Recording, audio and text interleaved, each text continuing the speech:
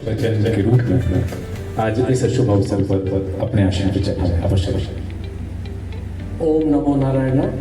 सभी को साधुवाद यहाँ पर उपस्थित, और बड़ा सौभाग्य और गर्व का विषय है कि अन्ना जी ने एक बहुत अच्छी पुस्तक अर्जियां का आज विमोचन का अवसर है, और मैं उनको बहुत बहुत बधाई देता हूँ और चाहता हूँ ऐसे लेखक और ऐसी पुस्तक हमारे समाज का आईना है, और वो लगातार इसमें प्रयास करते रहे, और इससे और अच्छी कुछ हो सकता है तो उसको जरूर लिखें। और मैंने इसके कुछ प्रश्न अभी पढ़े थे, और इतने सुंदर शब्दों के साथ पिरो के पुस्तक लिखी है।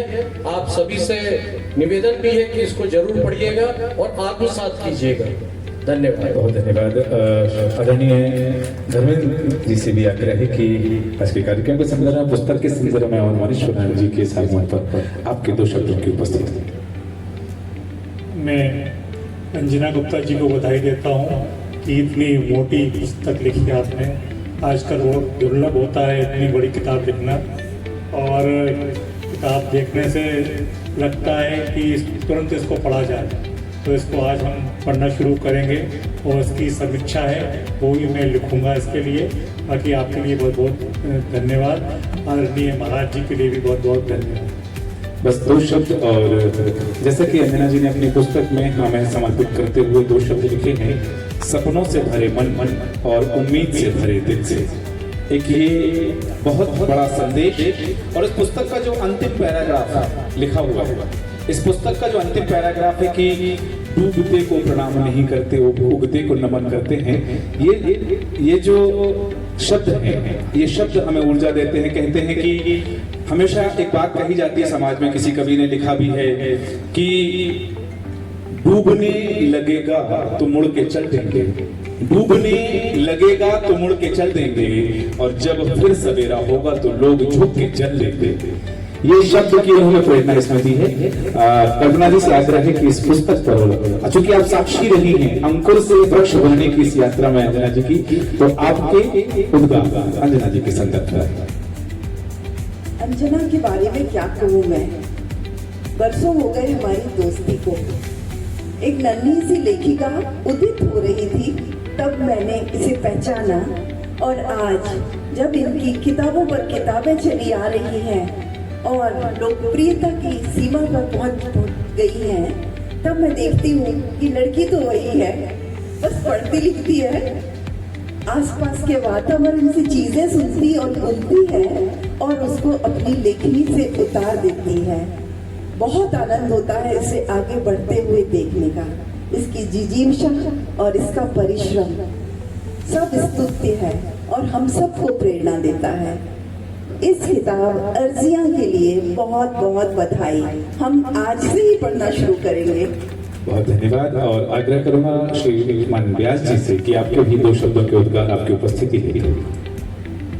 आदरणीय महाराज जी और अंजना जी का बहुत बहुत अभिनंदन, और यहाँ उपस्थित जो दर्शकगण हैं, श्रोतागण हैं, और ये जो हमारी बेटियाँ यहाँ खड़ी हुई है, इनका भी बहुत हार्दिक अभिनंदन करता हूँ। एक किसी शायर ने शेर लिखा है, इरादे बांधता हूँ, सोचता हूँ, छोड़ देता हूँ, कहीं ऐसा न हो जाए, कहीं वैसा न हो जाए, किंतु अंजना जी ने इस शायरी को भी समाप्त करके उन्होंने इरादा बांधा और पूरा किया, छोड़ा नहीं। इसके लिए मैं उनका बहुत बहुत अभिनंदन करता हूँ। और एक बात और कहना चाहता हूँ, हमारे यहाँ एक बहुत बड़े लेखक हुए मालभट्ट द्विवेदी जी, आचार्य मालभट्ट द्विवेदी कहलाते हैं। उन्होंने अपने लेख में लिखा था कि साहित्य समाज का दर्पण होता है। आज जो घटनाएं घटित हो रही है, वो जो लेखक लिखता है वो कल हमारे लिए इतिहास बनता है। तो इसलिए उन्होंने अपना इतिहास रचा है, इसके लिए बहुत बहुत मैं धन्यवाद देता हूँ उनको। और इसी तरह की रचनाएं लिखती रहे, समाज को जागृत करती रहे, तो इससे समाज में बहुत आनंद आएगा। और उनकी रचनाओं को पढ़ने के बाद लोगों को अपने मन में विचार उत्पन्न होंगे। इस तरह की रचनाएं हम बनाएं, देखें, उन पर आत्मसात करें उनको, और रचनाओं के माध्यम से समाज को उन्नति और जागृति करें। धन्यवाद। बहुत सही कहा आपने, बहुत उचित शब्द कि समाज में हम और आप सभी हैं, लेकिन नाम उन्हीं का है। कि जैसा कि व्यास जी ने कहा कि ये पंक्तियां चरितार्थ होती हैं कि आह को यूं पियो कि पानी हो जाए, आह को यूं पियो कि पानी हो जाए, दर्द की तुम्हारे दिल पर मेहरबानी हो जाए, और मरो तो ऐसे मरो की मौत भी रोए, और जियो तो ऐसे की कहानी हो जाए। आज वो कहानी हमारे बीच उपस्थित है। डॉक्टर कल्पना जी से आग्रह कि आपके उद्गार, आपकी वह स्मृति के क्षण जो अंजना जी के साथ साथ है। अंजना जी हमारे साथ ही रहती है, हंसती है, बोलती है, खिलखिलाती है, मगर हमें पता ही नहीं चलता कि उनके मन में क्या चल रहा है। और लोग कहते हैं कि डूबते हुए सूरज को कोई प्रणाम नहीं करता क्योंकि वो डूब जाता है, लेकिन डूबने के बाद वो फिर से उगता है और बोलता है कि मैं अभी हूँ और मेरे ही रोशनी में तुम्हें जीना है। तो ऐसी है हमारी अंजना जी कि वो डूबने के बाद जो सूरज उगता है ना, उसके लिए हमें प्रतीक्षा करनी पड़ती है, बस थोड़ी सी प्रतीक्षा, और फिर से वो जागेगी, फिर से हम भागेंगे। तो ऐसी हमारी दोस्त हमारे साथ ही रहती थी। और जब इन्होंने प्रतिज्ञा ली थी कि मैं ये बुक लिख रही हूँ, तो उन्होंने मुझे कहा था कि कल्पना जी मैंने सोचा है कि मैं एक किताब लिखूँ। तो मैंने उन्हें कहा कि जरूर लिखिए, मैंने भी बहुत दिनों से नहीं लिखा कुछ। तो आज उनके बुक के विमोचन के टाइम पे मुझे बहुत खुशी हो रही है कि उन्होंने जो कहा था, तो इन्होंने 25 दिसंबर को मुझे कहा था कि मैं 1 तारीख से शुरू करूँगी, और उन्होंने 31 दिसंबर तक खत्म कर दिया। मुझे इससे प्रेरणा मिली और मुझे बहुत बहुत खुशी हो रही है। बहुत बहुत बधाइयाँ।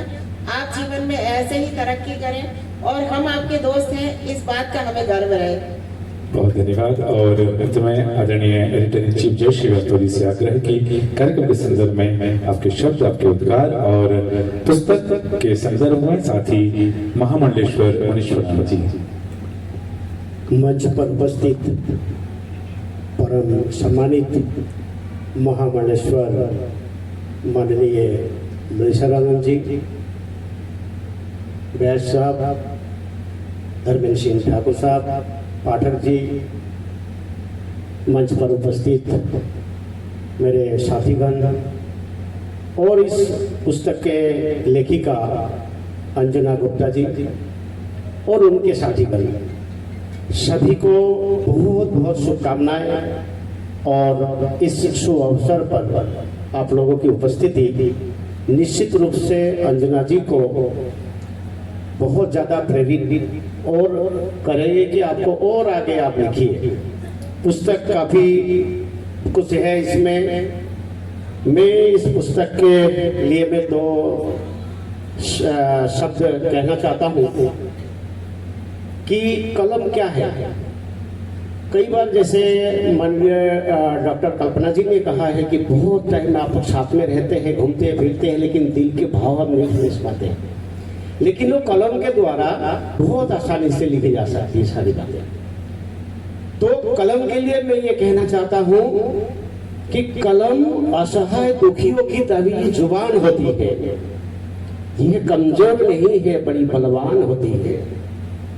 कलम मुरली है कान्हा की, जो सर्वधर्म की भाषा कहती है। कलम गीता, गुरु ग्रंथ, बाइबल और कुरान होती है। इसे कमजोर मत समझो, बड़ी बलवान होती है। तो मेरी शुभकामनाएं और आशा के साथ में मैं अंजना जी को बहुत बहुत शुभकामनाएं देना चाहता हूं और उम्मीद करता हूं निरंतर इस प्रकार से लिखते रहे और समाज को दिशा देते रहे। बहुत बहुत धन्यवाद। बहुत बहुत धन्यवाद। और बस अंतिम जो संदेश आपने पहुंचाना चाहा मुझ तक पहुंच गया है कि पुस्तक के प्रथम पृष्ठ पर बंद मुट्ठी है और अंतिम पृष्ठ पर खुली हुई हथेली है। ये जो संदेश है ये समाज तक जो जाना चाहिए, ये पहुंचेगा अवश्य। हमारी शुभकामनाएं आप सभी का धन्यवाद, साधुवाद कि आपने व्यस्तम समाज से वृक्ष बनने की इस यात्रा की। चूंकि आज यह अवसर उपस्थित है, आग्रह करूंगा कि अंजना जी का भी हम स्वागत करेंगे। कल्पना जी से आग्रह करूंगा कि अंजना जी को शुभकामनाओं के साथ, बधाइयों के साथ